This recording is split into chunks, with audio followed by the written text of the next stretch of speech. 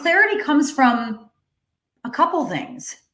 Looking inward and learning to trust ourselves, but it's also important to be able to talk about what we're thinking. So the next time you find yourself feeling overwhelmed with all the questions about what to do, where to focus, what's next, allow yourself to focus on something that is clear, something right in front of you that you know you are meant for, that you can put your focus. Pain pushed until the desire and the vision and my heart started pulling me, and then things started shifting.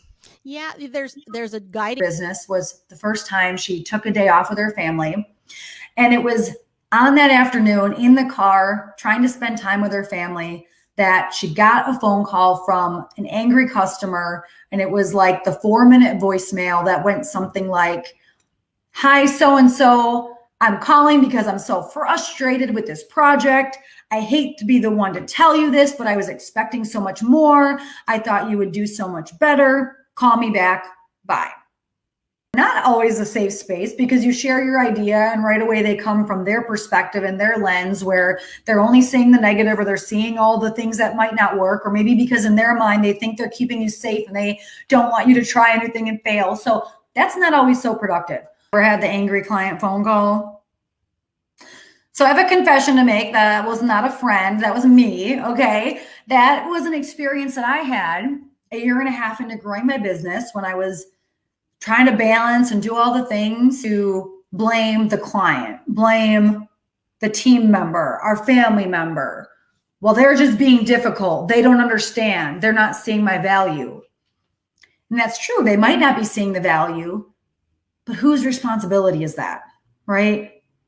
If we're frustrated that we're not living in alignment with our values, dressing, your packaging, your positioning, your price point, so that that conversation is focused on that ideal client that's the most resonant, and you're selling it for the highest value, that all external change starts as an inside job.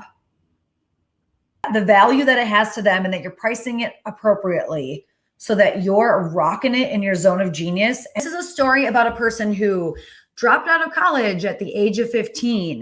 Let me take that back. Dropped out of high school at the age of 15. Never went to college. Someone who is dyslexic. They hate public speaking. They had not computer savvy. Does this sound like someone who's had a lot of success in business? Let's be honest. And alternatively, does this sound like someone who maybe had a lot of gaps to deal with, a lot of challenges?